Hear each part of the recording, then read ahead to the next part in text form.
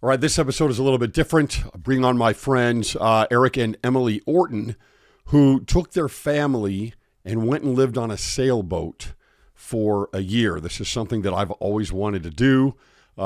Big fantasy of mine to be able to go out and get off the grid, actually, solar, wind, and live on a catamaran. And so this was very intriguing to me. I've done a lot of sailing growing up. And it's something that I've always wanted to do and have never done it. And here they have done this. So really interesting to see how they prepared for this. They've got a great story on this, what it does for them and for their kids to separate themselves out on their own and do their own traveling and live on this catamaran. It's very interesting. So hope you'll listen all the way through on this and I don't know. Tell me what you think. Tell me what you think. Is this something that you would do? This episode is brought to you by Momentum 26 and Go and Do Travel. This is next year's Go and Do. This is an incredible event where you have hundreds of Latter-day Saints, where you have entertainment. You've got excursions out to the shore. You've got your edifying presentations. You meet everyone. You make new friends. It's an incredible experience. There's really nothing like it. So go to cwicmedia.com, go to the top and go to Cwic, or go to Trips and Events and scroll down to Momentum 26 and find out more. Here we go.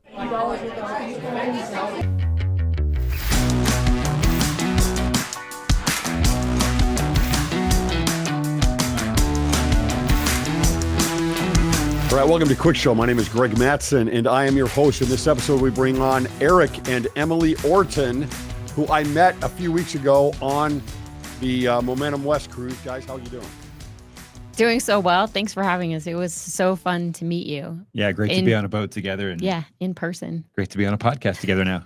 Yeah, fun stuff. You know, I love what you guys have done. I love your story. I am so unbelievably jealous because I want to do this.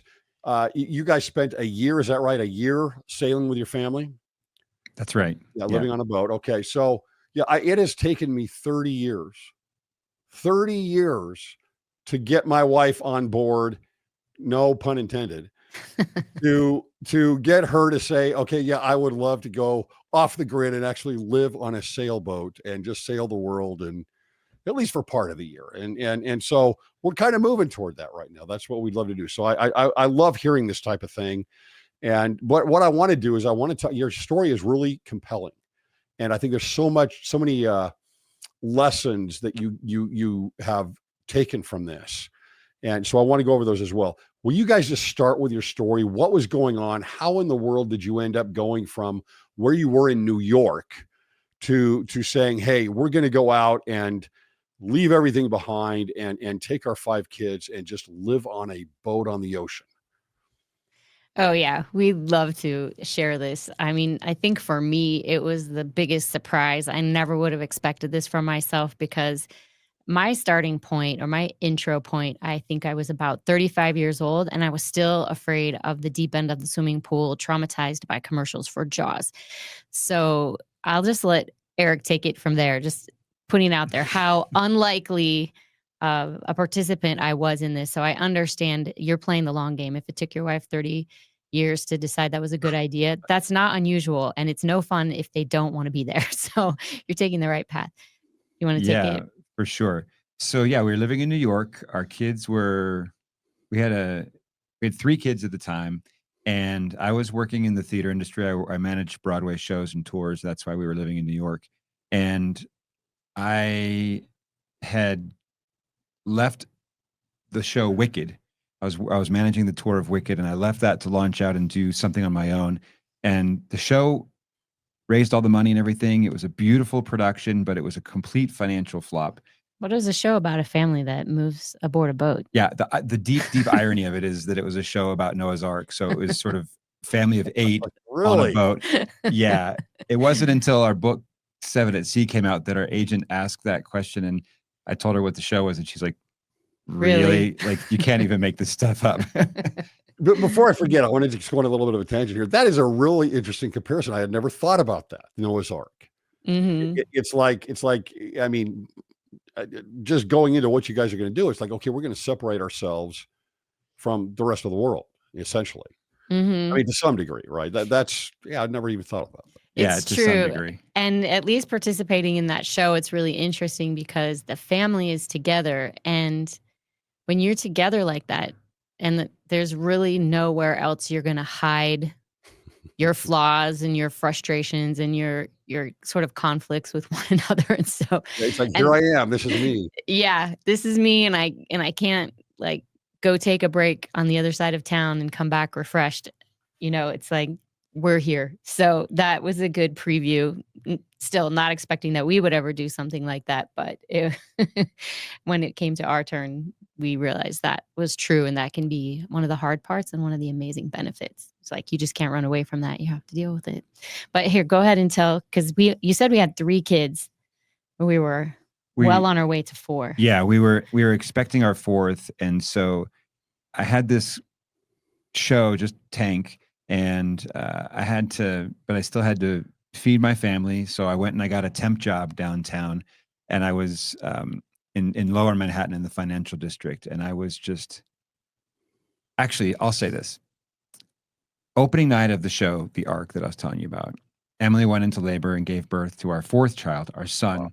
Yeah, it was after the party. The next day, after the show opened, after the opening night party. And then I disappeared for a day. I told my producing partner I was just going to be off grid and be with my family. It was literally 19 hours. Yeah.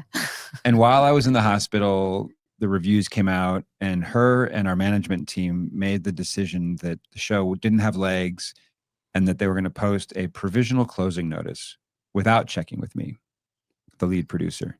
And I came out of the hospital and found out that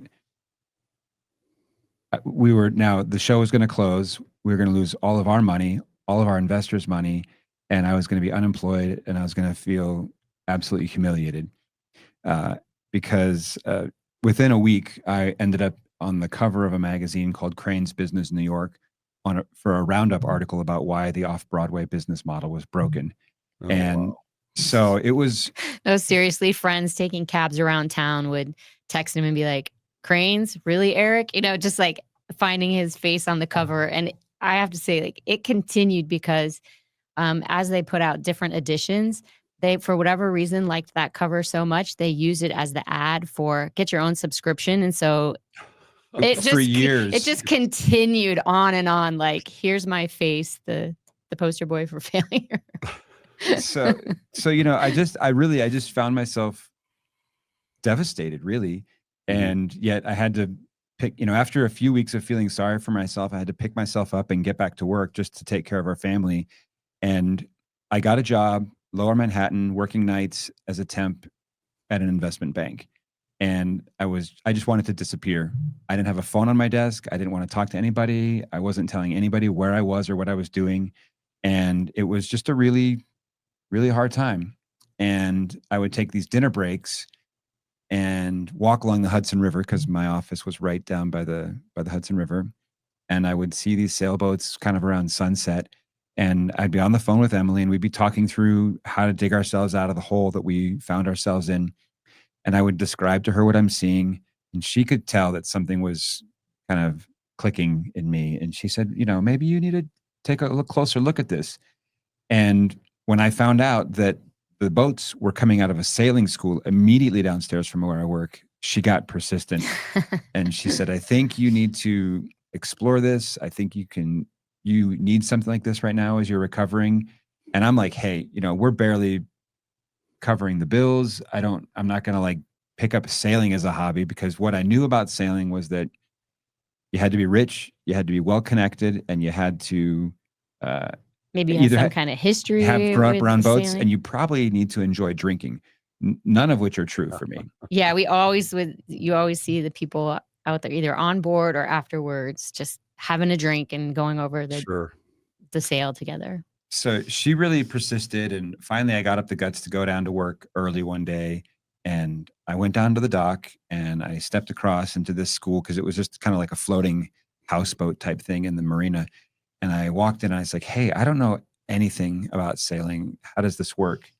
And that was really the beginning. And they said, if you wanted to be in a class, you could do evenings or you could do weekends. And I was in a bishopric at the time, so I couldn't really do weekends. And I worked nights, so I couldn't do evenings. And so they said, well, if you get 4 people together, we'll create a custom class for you. I asked everybody, neighbors, coworkers, people at church. Nobody wanted to team up with me. So finally I said, hey, Emily, what if you and our 2 oldest girls, who were 9 and 11 at the time, what if we all get together and make a class? And so we started taking sailing classes every Friday afternoon. And yeah, and that's when I knew he was so serious, because money was a real issue. I was like, well, it was going to be hard just to afford it for you. And now if it's going to be 4 of us, plus we now have to pay for a babysitter while we're gone. Like it became parking in Lower Manhattan. And parking tickets. And anyway, it became like an expensive threshold, but it was part of what helped me know how serious Eric was about it, because he's like, I'll pick up contract work. Did this seem just like a dream to you though, Emily? Or was it like, okay, he's just dreaming here? And this seemed like I knew he had been so down. It was so disappointing, the business reversal. And it was, when he talked about the boats, it was something where he felt enthusiasm, right? It's our default nature to grow, and he did not want to grow where he was. And this was something that had sparked his interest. And so as a wife, I wanted that for him. I didn't really want it for me. I didn't want to take the class. I told him, like, I'm afraid of deep water. I don't want to go out in the water. I don't like the Hudson. Like it's great for what it does, but it's dirty, right? It's anyway, I never even would go in it, just standing on the shoreline. So he said, well, that's a good reason for you to take sailing lessons. Then if you know how to sail, you never have to go in water. You can be on land, and then you can be on boat, and then you can be on land again, and you never get in the water. He was kind of like accommodating my fear at this level. And I eventually went into sales. Yeah, the kids were so excited about it. And so I decided to go for it and join them. But I was really, really nervous about it. And once we got out on the first day, and I don't know if this is true for everybody else, but one of the things I love about being a parent is that when you need to lead out for someone that you really love, it kind of mitigates your own fears. I have to handle a spider or a mouse, or, hey, we're going on a sailboat. I need to lead out and kind of set the example for them. Whereas if it was just me going, I would have probably been a lot more afraid. But I knew I wanted to, show them that this was something they could do. And so it made me a little braver as well. And we had a good time. We went out the first time, and I don't know, I felt like a little bit of a prodigy because everyone else got seasick, and I was just like wind in my face, standing up by the foresail and having a great time. The seasickness eventually did catch up to me on the second lesson, but the first lesson I was like, oh, I'm a natural. Now in New York, how much of the year are you able to go out and do that? That's up for debate in our family. Oh yeah, that's true. This was a class, so it was a finite number of weeks that we were taking this class. The summer. Yeah, it was a summer, so it was just a few weeks. But yeah, they say it starts, I think, in April. Eric feels like it starts in March. As soon as they put the boats in the water, we're in snow pants. I know that the first day of spring is there. March 20th, because that's my birthday. And so I'm like, look, it's spring. We can go sailing. And I don't care what temperature it is. You just dress for the weather and you go. And so my poor kids eventually would be like out there freezing in coats and hats. And we'd be sailing in the Long Island Sound the second week of March, third week of March. And the boat owners would be like, are you sure? We're the only ones out there. Yeah, we had the whole sound to ourselves. So yeah, I say middle of March through middle of October. Yeah. So everyone else is like Easter through Labor Day. Yeah. So it started, we took the class, and then we ended up going as a family and having a really terrible experience, just losing stuff overboard, shouting at each other, babies crying, people pointing at us and laughing. And we're like, maybe this isn't really for us, but now you know how to sail. And we were both certified in the first couple of American Sailing Association classes. And we kind of put it on hold. He kept sailing with friends because they didn't want to take the class, but they were happy to pitch in and share the cost of a boat and go out on a Saturday. And as he kind of got more comfortable as a captain, he started saying, well, he was working nights, he was in a bishopric, and now he's spending his free time going sailing with friends. And he kind of was like, I want to spend a little more time as a family. Maybe we should give this a try again now that I have my head wrapped around it and I can know what to anticipate and I can give a little better guidance to everyone else on the boat. And so we tried it again and it was much, much better. And we joined this sailing club. It's called a yacht club, which I think is so funny because the boats are like the size of a couple of picnic tables and there's no motor and no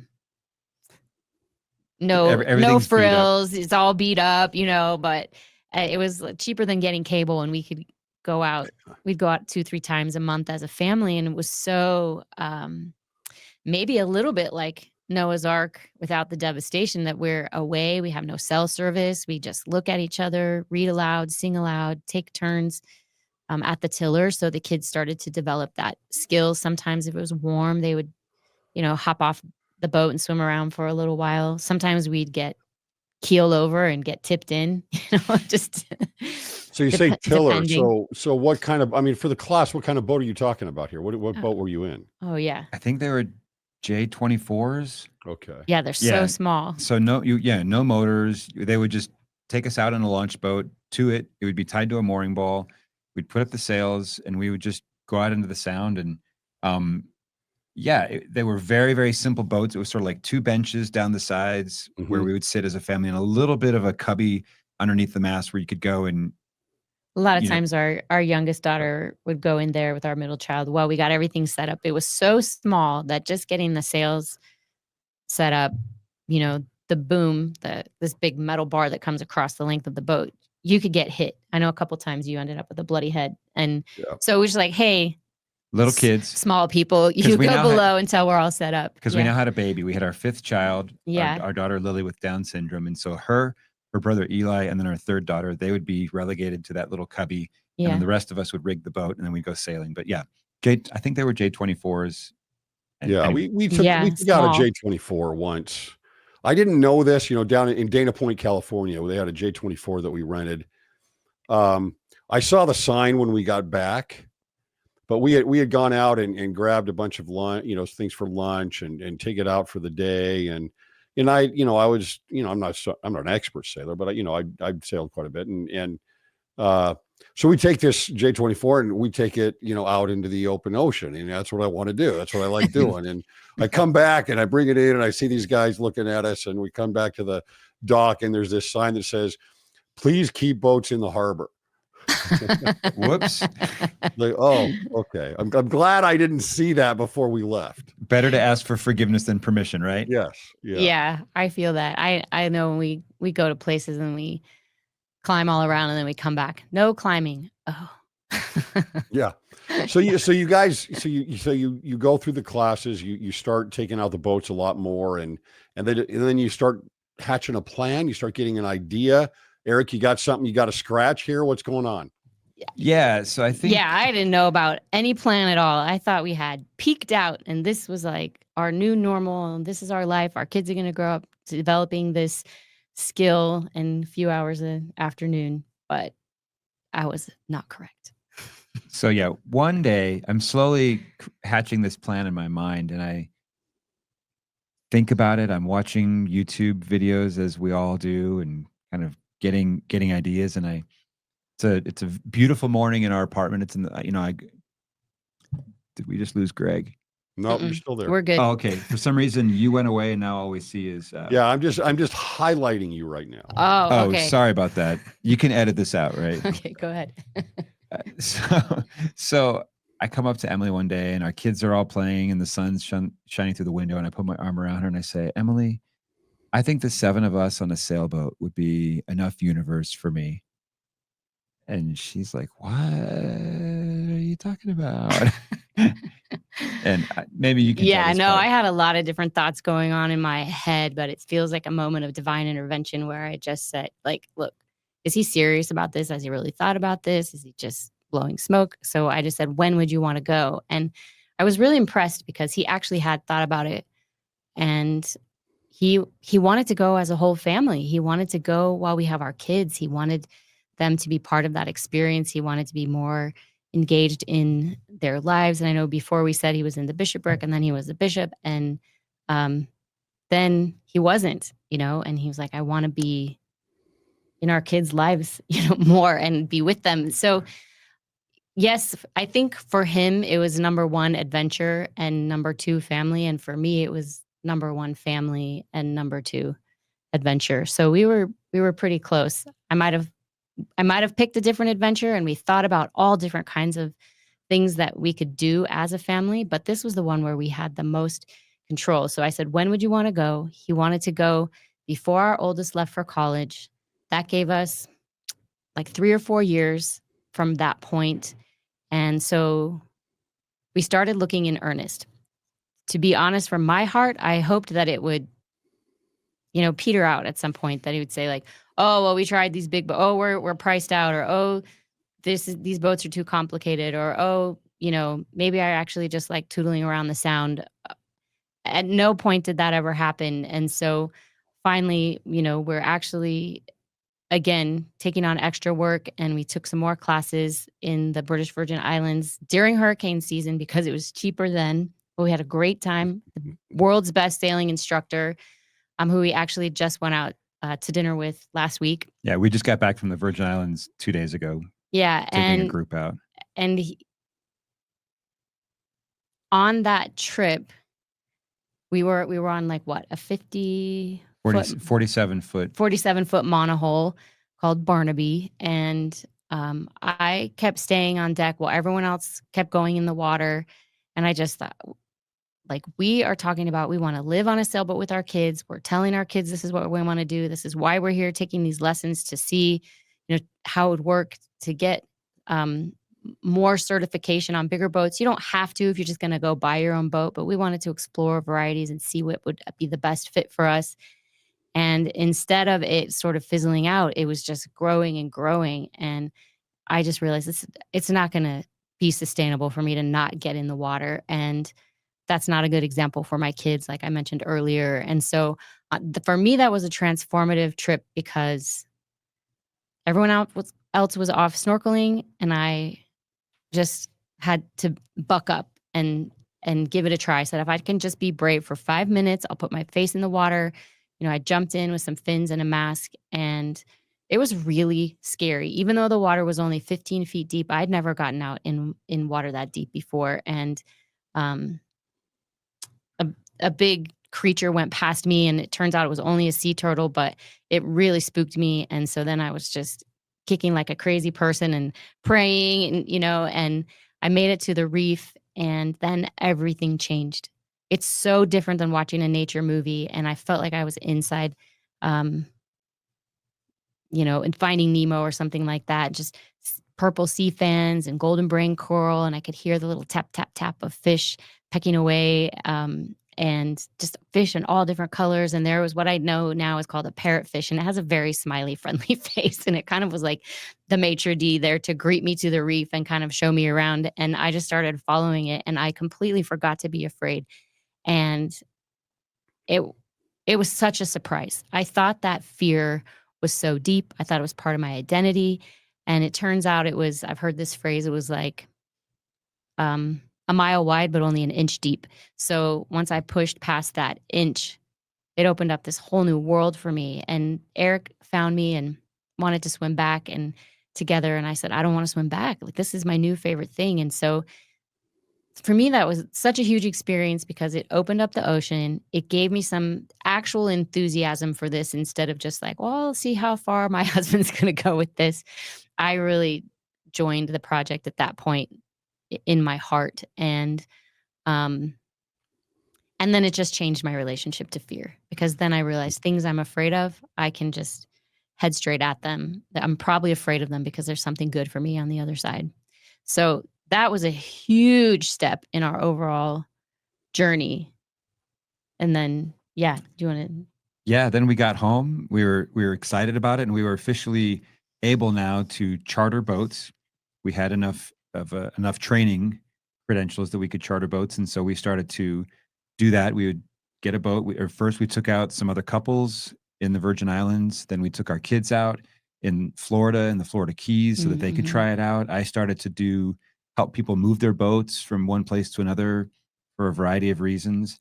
And my skill set kept growing, and I got more and more confident. And we would talk about it all the time with our kids. And one day, this was right after we got back from the Caribbean or the Virgin Islands, our oldest daughter, who was I 14 think at the so. time, Yeah.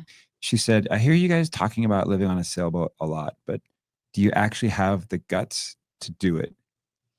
And she wasn't being belligerent, maybe a little bit, but I think. she genuinely wanted to help manage her expectations and then her siblings, because they were all on this emotional roller coaster of, are we going to pick up everything and go live as a family on a boat Or not. or not? Because, and we talked about it a lot, and those conversations were important because it helped the kids surface all of their questions and concerns, and we talked through all of them. And so when we eventually did go, it was not out of the blue. We didn't blindside our kids. It wasn't just, hey, kids, here's what's happening. We're going to yank you away from your life that you know. It was very purposeful, and everyone was aware, which I think was one of the reasons why it worked out as well as it did. I remember the time we ordered life vests for ourselves. We have a little video of it, and the box came, and they're so excited. Everyone got their own life vest. It felt like this was really happening. We had something tangible in our home about us going sailing. And our youngest, I mean, she was just toddling around at that point, and she got her life vest on. And the middle child, our daughter SJ, just gave her a big hug and said, "Now you'll never drown." And I was like, wow, there's some fears going on here. There was a lot of enthusiasm, but there was also an awareness, like, so the kids were risk. all, I mean, again, the pun here, the kids were all on board for this. I mean, they were like, what about school? What about their friends? I mean, that's, for kids, that's a major change for them. Their whole social structure is going to be different. That was a huge consideration. And I think maybe one of the benefits of living in New York City, because it wasn't like everyone in the building went to the same school and played at the same place after school. It was, in our building, all the kids who lived there were all over the city for their school situation, whatever it was. It's kind of every man for themselves, and where you can get in and what program is the right fit for your kids. So it wasn't like they were leaving a group of kids that they did every single thing with, but they definitely had friends. We didn't start this way, but by this point we were already homeschooling, and we were part of an incredible co-op, and we would get together for field trips and learning experiences and playtime. And so we had a really good thing going there, but they also knew it was going to be temporary. They thought it would be really cool. They thought they'd be able to keep in touch. There were some tears for sure, but there was more enthusiasm. So yeah, what about the choice of boat? You're talking about monohulls the whole time, but you ended up with a cat. Oh yeah, big which fight. You got to do. I don't see how you don't do that. But how did you find the boat? I mean, and what in the world is Cwic? Oh, I love it. Do you want to tell how we found the boat, and I'll Sure. say how we named it? Yeah. So when we first chartered a boat, after Emily and I were certified, all of our training and experience had been on monohulls up to this point.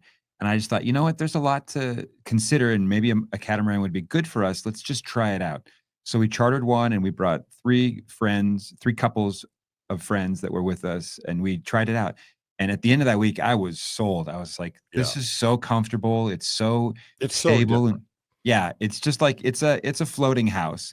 Monohulls, there's a lot to say about it. They sail better, they sail faster, but I wasn't looking to get anywhere in a hurry. I was looking to be comfortable and safe with my family and my kids.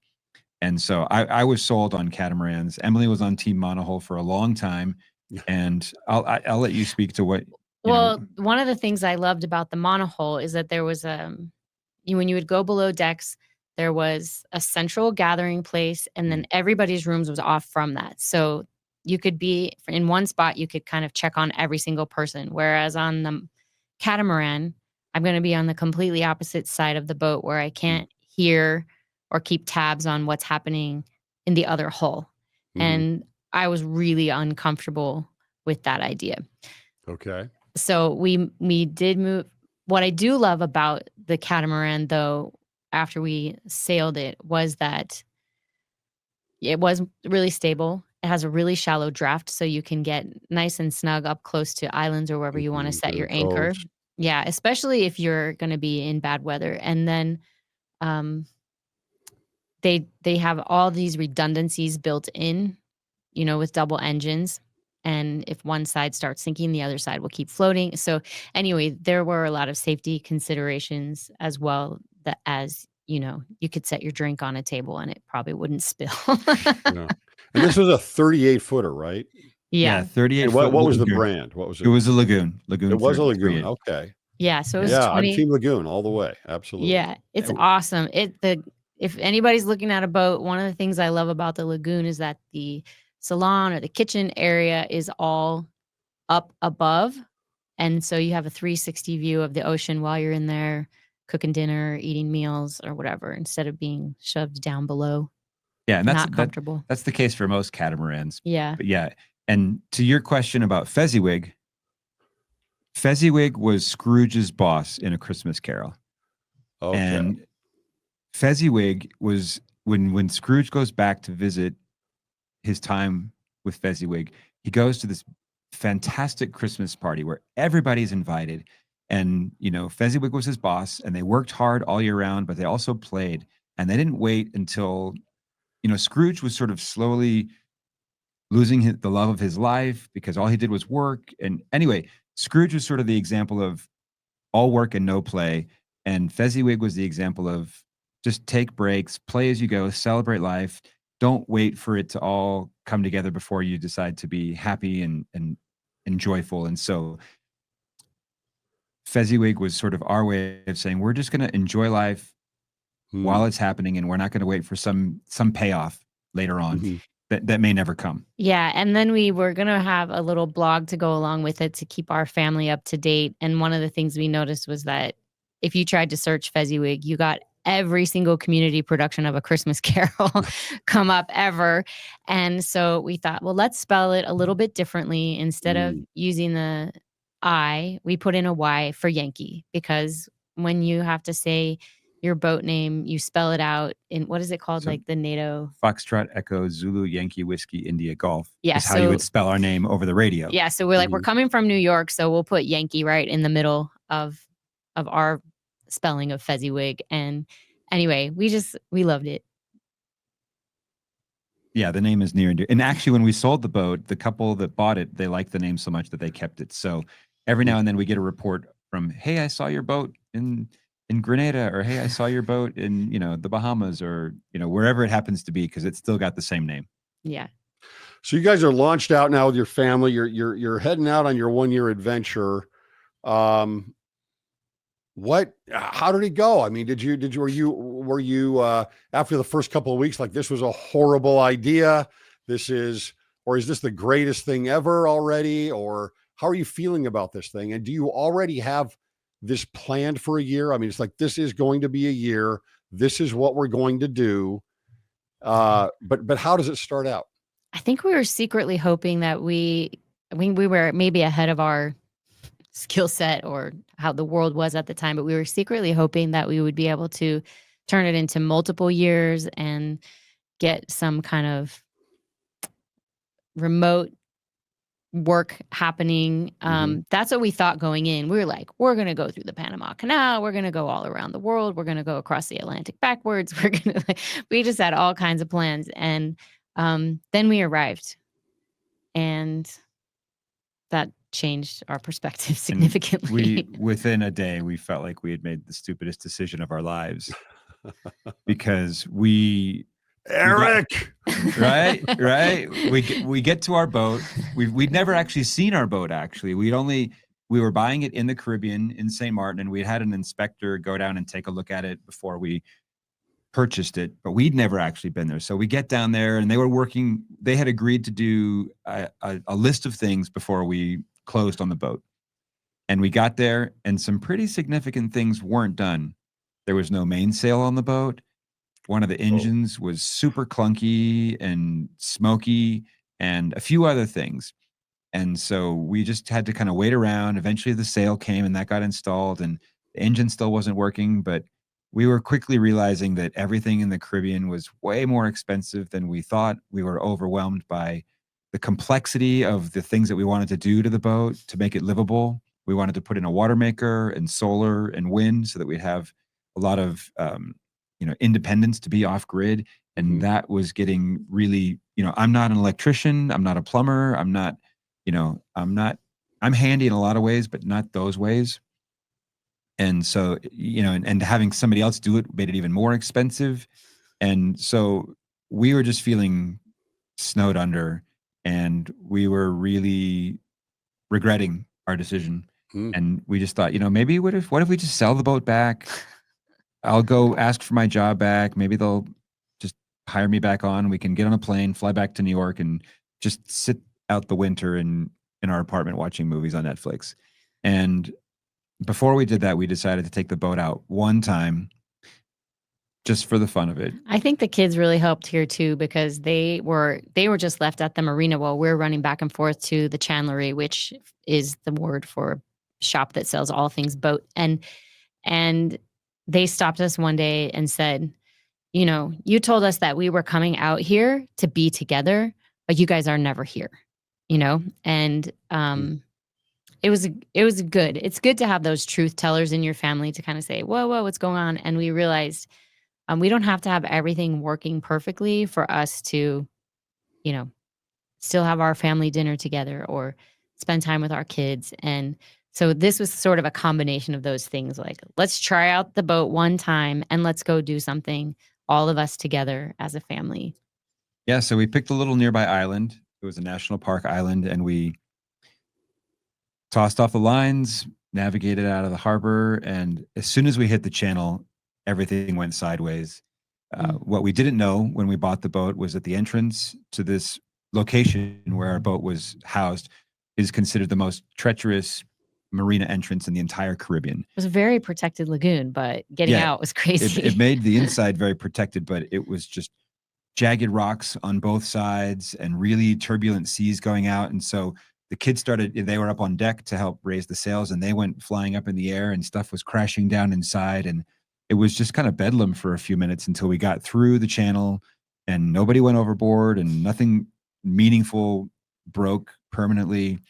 And then we get out there and we raise the sails, and now we're bobbing in the wind, and everyone starts to get seasick. And it was a 1 hour sail, Greg. And in 1 hour, everyone was miserable. We get to this place, we try to drop anchor, and it's a fight to try and get the anchor to hold, because the kids have apparently forgotten how to sail, and I've forgotten how to be a captain. And yeah, we like to call that like the dinner show for everyone else who's already at anchor. So I guess long story short is we're miserable. We feel like we've made the worst decision. And then we get the kids to shore and we just ask them, hey, we came out here to be together and things aren't going really well, but is there anything that's going well right now? Is there anything good? Yeah. And we took stock, and they shared some really poignant small things that were meaningful, and it helped us reset and recenter. And we decided that, we can overcome this. We can come together as a family. And they kind of joked that, it was my dumb idea to do this whole thing in the first place, and tried to pin it on me, but we didn't let them get away with that. We told them that they had all agreed to come as well. And we stuck it out. And I'll be honest, I'm jumping ahead a little bit here, but we later on met a family that came out on a boat with 2 kids. And I think they were out for maybe 2, 3, 4 weeks. Like they had a boat made for them, like or something. Custom boat build. Like they had everything dialed in and prepared, and they got out there. And yeah, in those first 2 days they got sick. I thought it was something related to school. Like the Wi-Fi wasn't good enough, and so their kids couldn't keep up with school. And so they just threw in the towel after like 3 weeks and went home. And I was like, wow. That could have been us. That could have been us. And I'm so grateful that we persevered. And, I'll water ski over some of this, but basically we had to overcome a lot. We felt pretty inferior, at least I did, to the task. But we were humble learners, and we asked for help, and we found mentors, and we found a community, and we found people that would teach us and coach us and encourage us. And our kids found friends, and we found friends, other couples, and we ended up finding 2 other families that we became really close with. And us and our 3 boats, we sailed around together for 3 months, and we're still friends to this day, 10 years later, and our kids are in touch, and we've gotten together on multiple occasions. And So it just became life-changing on so many levels in terms of leveling up our skill set, leveling up our friendships, we had great friends before, in case any of them sorry, listen. in the sense that, like we made new friends. And I think we leveled up as a family in terms of our connection and our harmony together and our ability to work together as a team. And, we covered a lot of distance after those first few weeks in terms of actual islands and countries visited and things like that. I would say our faith too, though, really. I mean, for one thing, we took our whole family away from the community that we had built and, been part of, but we also were away from social media and TV and movies, and kids were playing musical instruments, learning how to bake, playing card games, making creative crafts and activities, going on field trips. They'd make movies with the other kids. Movies. They didn't care about what was in or what was popular or what other people were watching. They weren't trying to fit anything, and they just belonged by pursuing their own interests, where they were creating and generating things all the time. And it really, I think, kind of reset their minds and what they were looking for in life. And then as far as our faith, we were doing home seminary. So I was teaching home seminary. We had 2 teenagers on board, and we did home Cub Scouts. Like our son was doing all the Cub Scout things with us. And if we wanted to go to church, which we did every week, we would often just wear our swimsuits, take a 20-minute dinghy ride where we all got soaked, go into the closest, the bar closest to shore, to their bathroom, change our clothes into our Sunday clothes, and then walk half a mile? At least, yeah. To get to the church. And we just, they saw that it took a lot of effort and inconvenience to go to church. And then we would really connect with the people. We'd participate musically. We'd go to their parties, their just different classes and things they were doing. We'd teach, give talks, and participate as any way we can. I think we went to Young Women's Camp with some of them. Anyway, one of the great opportunities was on the islands in St. Martin. There was a need for a sister missionary, and we had a daughter who said she'd been wanting to serve since she was 9 years old, really consistently. She was like, I want to be a missionary. I want to be a missionary. And they were out of options. And our daughter was 14 at the time. Our daughter was 14, and they just called us and would your daughter like to be a missionary for a few days? And they picked her up we were at a swimming pool on shore. They picked her up in her swimsuit, took her away to be a missionary. She just borrowed clothes until she met us on the dock the next morning with a little package of clothes she could wear. And she went out and had the 3 or 4 day mission experience that it was so eye-opening, and she loved it so much. And she later served a mission in Tokyo, but they got to share the gospel with friends that we met, and they're like, oh, you might want to download this app for the Book of Mormon, or, it was pretty incredible how many opportunities that we had to share the gospel, mostly with people who missionaries can't talk to because they're not allowed out on the water. And it was a great, anyway, you were just talking about different ways that we grew. And some people said to us before we left, what about your church responsibilities? And I think you got to take that seriously and take that to the Lord and see what he says. But he told us to go, and then he gave us opportunities everywhere we went to serve and grow in the gospel. So that was awesome for us. Now, are you on the Dutch side then, or is that at St. Martin, or is that? We bought our boat on the French side, and then we moved it around to the Dutch side to do a lot of the work and to connect with, because most of the live aboard sailors are on the Dutch side, because that's where all the facilities are. And so we were mostly on the Dutch side as we were kind of getting the boat sorted out. Yeah, I had, we were close to first married. We went to St. Martin, or to the Dutch side there. And they had one of the excursions, they had you could grab previous boats that had been in America's Cup. Ooh. Right. So, but they were all monohulls at the time, right? I mean, that's all there was at the time for that kind of thing. In fact, I don't think they allowed cats for a long time. No. Cats are not welcome in the racing community. And so we, but it was the most amazing thing because we crewed it. right? We went Yes. through and we crewed this thing and raced other boats, that were America's Cup boats. It was amazing. that's It was fun. incredible. But so anyway, that was fun. It was something That's that, the coolest excursion ever. That's a yeah, pretty cool coolest excursion. excursion ever. So I want to ask about the kids. What did this do for the kids? How did this change the kids? Because, you've got a world today where, again, you brought up social media and you had the opportunity to be real with them in more of a real world, just a human world, nature. How do you think this affected them? Even 10 years later, was this a positive? Was it a negative? I can speak to the downsides first. Okay. The downsides is even now they will see how long they can go after meeting a new person before mentioning that they ever lived on a sailboat, because it's an odd experience. It's unconventional.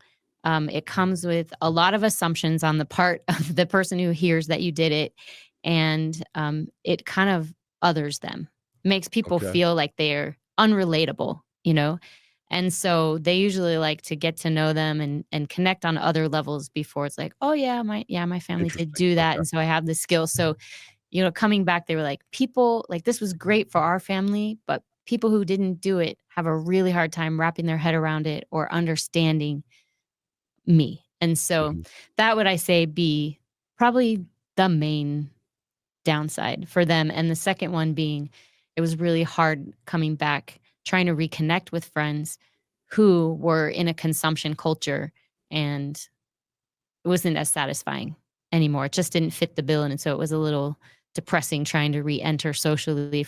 Not for every one of our kids, but for some of our kids, that was a real downer for a while. And Yeah. and I'll say that that's a culture shock. I mean, it's just Yeah. it's a huge culture shock. I would say for me too, as we realized we were going to be re-entering society, I was really dreading it because of social media. I was like, oh no, Facebook. because we didn't do social media at all while we were out. This was before Instagram, and it wasn't like we weren't participating. We had a blog, but but that was a lot of work to try and get some stuff posted because it was just a different time. Yeah, I think I had a Facebook account, but I really liked not being on it. But anyway, along the way, I read a book about Nelson Mandela, and I realized he gave me the solution. Was like, as long as I'm always coming from a place of love, then I'll always know, I can be okay on social media. That was a lesson I learned on the boat. Like, okay, I'm going back in. How do I want to present there? And it's like always from a place of love. Then I'll feel okay. But there were tremendous amount of upsides. Yeah, I think the things that you mentioned, Emily, were the price to pay, a small price to pay for some really huge benefits, because our kids, first of all, they were able to really get centered on reality. They were connecting with the real world in very real ways with real stakes. And I'm just going to talk about sailing for a second. They would be in charge of a watch. If we're doing an overnight crossing, they would be on for 2 hours. And the older kids, we'd put them on watch by themselves. And we never put the younger kids on by themselves. Either myself or Emily would be with them, but they were in charge of the boat. And when you are given that kind of responsibility, it kind of, you rise to the occasion. And they really grew in confidence, and they developed a skill set or a competency that really has served them well. And I think that they came home really resilient. They came home really resilient in the sense that they knew they could do hard things as individuals. They knew that they could do hard things as a family, and that they were not afraid of the world. They were not afraid of other cultures or other languages or other socioeconomic situations, and they were not afraid of travel, I guess, in a way. And I would say that all of our kids have been, I'm not going to say they've been nomadic, but especially the adult ones, they've been all over the world on their own with friends, studied abroad programs. And so they feel very comfortable in the world, traveling and like just going for it. And they don't all necessarily want to move onto a boat when when they have families of their own, some of them talk about it, but really they are able to have a high level of confidence in what interests them, what they want to do, and high level of confidence in their ability to pursue it. And if they're willing to persevere and overcome, they know they will succeed. They don't expect it to be easy. They don't expect it to be fun always, but they know that if they keep at it, they will succeed. And as a dad, I'm so thrilled that that is how they view the world and how they view themselves.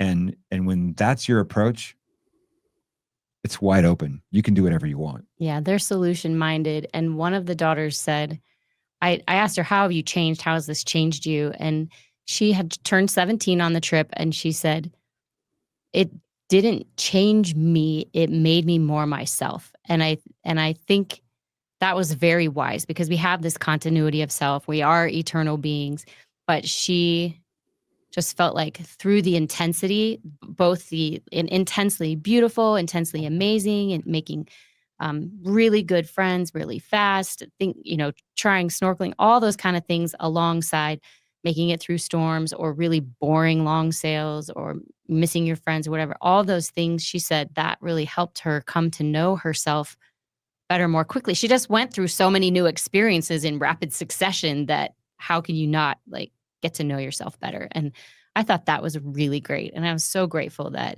I think it was the next year she was applying for colleges and headed out, and to have a young woman who knows herself so well, heading out into the world was a real feel good for me. I think that's awesome. Real quick, yeah, go ahead. I was going to say, our daughter, when she was applying for college, her essay started out, it's 3 a.m. and our boat is sinking. Yeah. And then she proceeds to tell this whole saga about how we came really close to losing our boat. They always want to know how you handle a challenge, right? Yeah, how did you overcome anyway. a challenge? So yeah, no, that's a good essay. One. That's a unique one. They're not going to get that one very often. Yeah. Okay. So what did you guys mostly stay in the Caribbean, going up the Eastern Seaboard? Where were you for this year? Yeah, the distance was what, 2,500 miles? Yeah, we started in St. Martin. Slow. We sailed down the Caribbean chain a little ways. Then we circled back, and then we cut up through the Virgin Islands over to Puerto Rico, along the north coast of the Dominican Republic, up to the Bahamas, through the Bahamas, over to Fort Lauderdale. And then we worked our way all the way up the East Coast, up to Manhattan. Mm-hmm. And we actually parked the boat in a marina that was built while we'd been gone, which was about 5 blocks from our house. And we arrived at 1 a.m.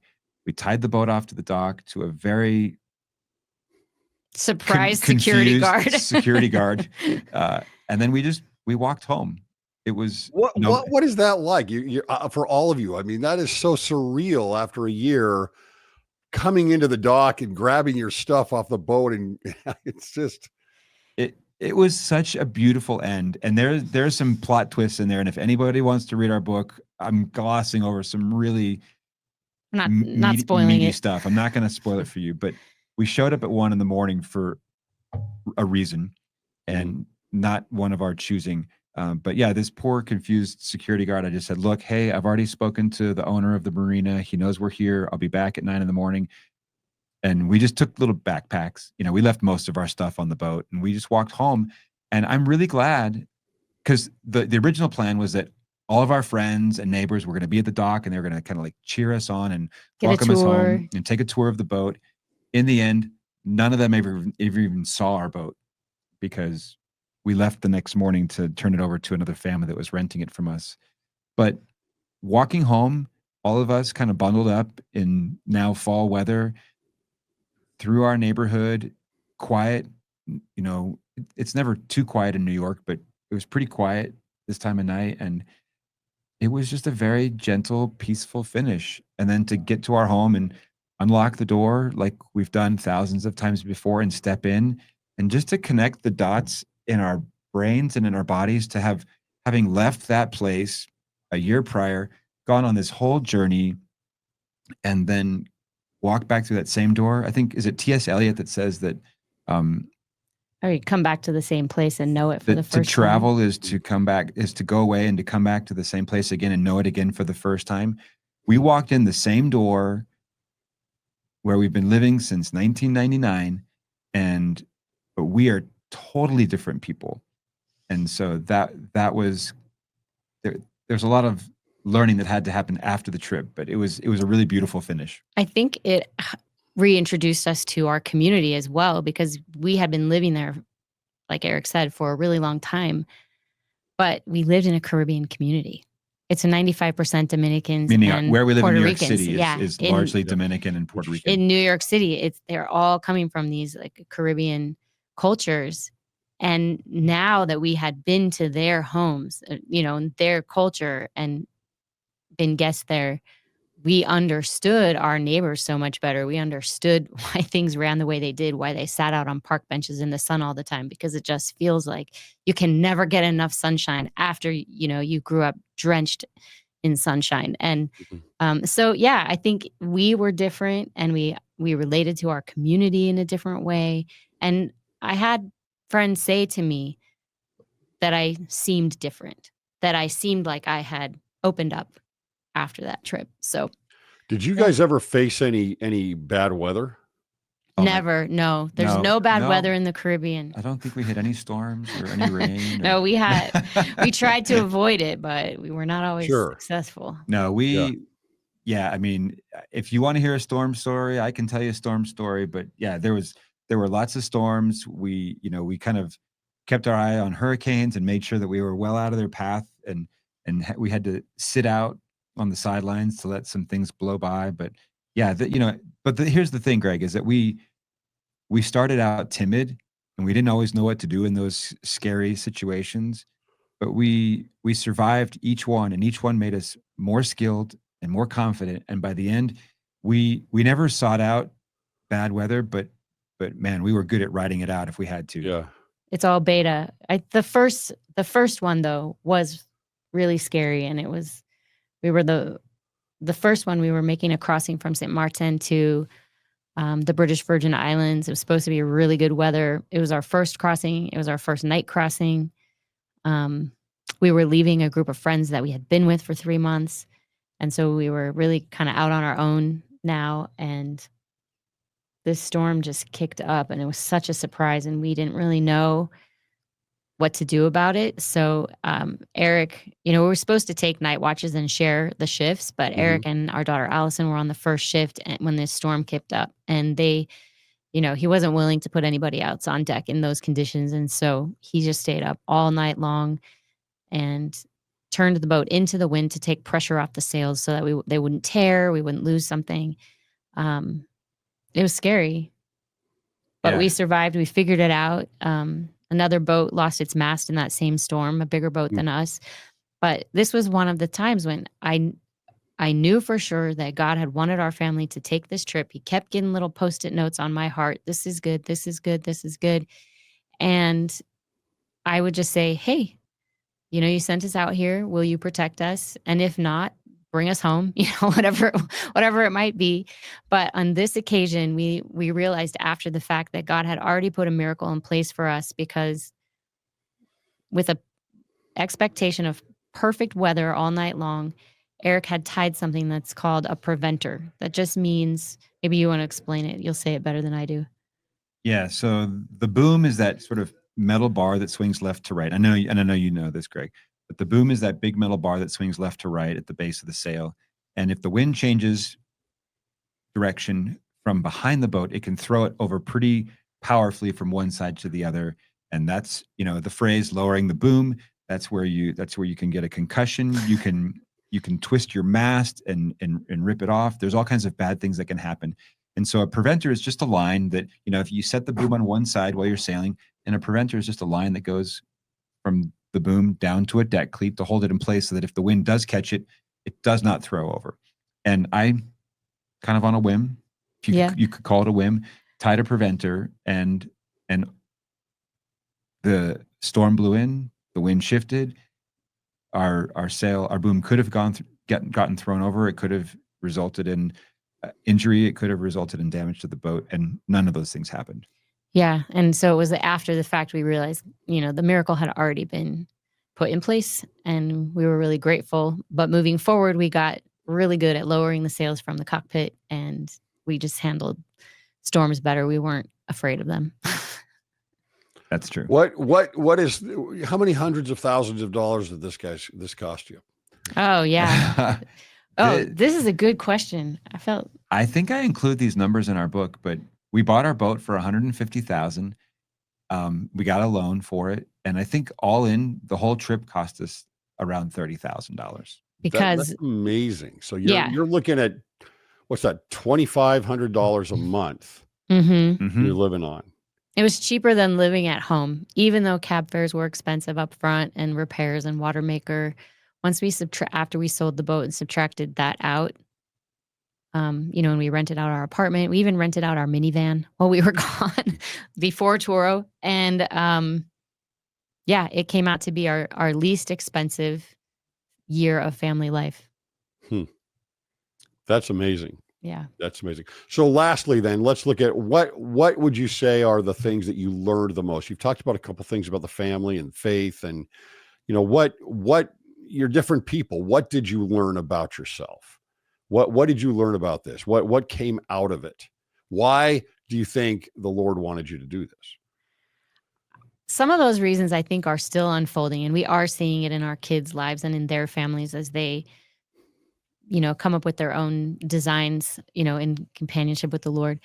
It increased my personal faith. For me, one of the things that we took away from it is a phrase that we like to use, that it will emerge. As we went from island to island to island, every single time it was a place that we hadn't been. We didn't know where anything was. But as we would get closer, the outline of the island would appear. You could start to see the palm trees. We would see where we were going to anchor. We would go on shore and see they had laundry and food and a bank or like whatever we needed. And every single time it always worked out, even though we didn't have hardly any information going in. So it made me feel more confident just starting out without having all of the answers up front, because I'm someone who, like, prior to that, I like to have all the answers up front. And now I really believe that the solutions come up right alongside the problems, and I just need to keep moving forward. And that was a real shift in just my basic way of operating in life. So that was a huge one for me. For me, I would say that there are two things. One is I ended up getting my old job back. I came back from the boat and I went into work for the first time. And these were all people that I'd worked with for years. And one guy said to me, he said, "You look leaner." And yes, I had lost 20 pounds just by living on the boat. So I was physically leaner, but I think I had shed a lot of burdens, burdens of, I don't know if you'd say societal expectation or just realizing how little you really need to survive and be happy. And so I felt like I'd kind of decluttered my life in some ways. And so I do feel like I came back leaner. And also I came back calmer for the same reasons that Emily's talking about. When your daily, weekly rhythm is going into the new steadily, regularly, constantly, you develop the habit of figuring things out. And once you've done that 10, 20, 100 times, you realize, oh, you know what? I'm going to keep figuring things out and it's going to be okay. And there might be new things that come my way, things that I haven't figured out before, but I keep figuring them out. And once you realize that you can just figure things out, you're able to just sort of rest in the fact that you're capable and you're not going to get overwhelmed and you're not going to drown. You're just going to find a way to solve the problem one step at a time, one problem at a time. And then the next thing will be there and you'll figure that out too. And every single one of us, everybody listening right now, you and me, we've figured out everything in our lives up till now. We are exactly where we are because we've figured it out. And once you realize that you are a figuring out machine and that's just going to be how life goes, you don't have to worry about what problems are going to spring up because you'll figure it out. And once I realized that about myself, once, to Emily's point, as things emerge, you're able to find the solutions. I think you can relax because you just know that it's going to be okay. Okay. And now you guys are doing something very similar to what you were doing, right? Yeah. So in the years following the boat, we ended up traveling quite a bit nomadically as a family, just in this sort of fearless, creative, inexpensive, slow travel way. And we loved it until COVID stopped us. And then, everyone was saying the word uncertainty. Like if the whole world was a world bubble during COVID, it was like uncertainty was one of the biggest words. And we were like, oh, that's like our lifestyle, is just dealing with uncertainty. So we started a coaching program to help with that. And then we, our coaching framework is all sailing related. And we started in 2020 taking people sailing as a commercial business. And we've been doing that since then. And these trips, you can hire a charter captain anywhere and say, we want to get a charter captain and maybe a chef and take us out wherever we want to see these islands. And our experience is a little different than just that, because we have this growth mindset. And so we want to bring people on who want to learn, who want to be hands-on, who want to know, like, what is it really like living on a sailboat? Let me try this out. How do you get provisions? How do you store them? How do you cook in one of these kitchens? How do you get an anchor? How do you get a mooring ball? How do you raise and lower the sails? Why are you making these decisions, Captain Eric? And show me where that switch is, or how. Anyway, so ours are all specifically for people who are sailing curious, who think they might want to live on a boat, have that as part of their retirement maybe, or want to do something like that with a family to bond them. And so it's pretty unique of an offering out there. This past weekend, we were talking to a couple different charter captains, and they're like, oh yeah, our sailing trips are mostly focused around what time people wake up after having been drinking all night the night before, and then which bars they want to go to that day, And we're like, yeah, that we felt that when we entered the sailing world. But this is a completely different, like, our people just come sailing with us anywhere in the world. We charter the boat and they get to come on as our crew. And by the end of the week, they can run the boat.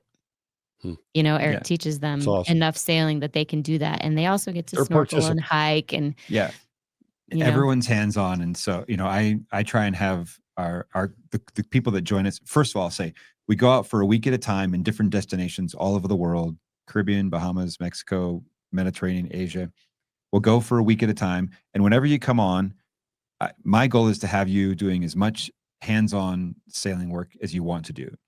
I don't need any more practice steering the boat or putting the sails up and down. And so my goal is to just coach people through the process, be right by their side to make sure that they know what they're doing, that they succeed, that they have fun, that everyone's safe, and that and by the end of the week, everyone's kind of humming along. It's a good chemistry between the group, and everyone knows where everything is on the boat, how it works, and it's fun to watch people's eyes sparkle a little bit when they realize that they're making it happen, and that if they want to, they can continue to grow in this way. It can just be a vacation, or it can also be a doorway to a new life.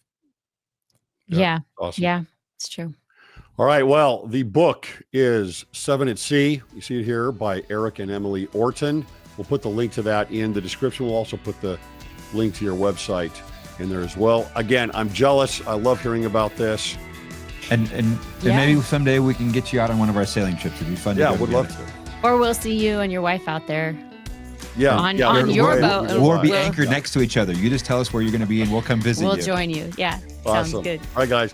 Love it. Thanks so much. Yep. Take care. Thanks for having us. Thank you.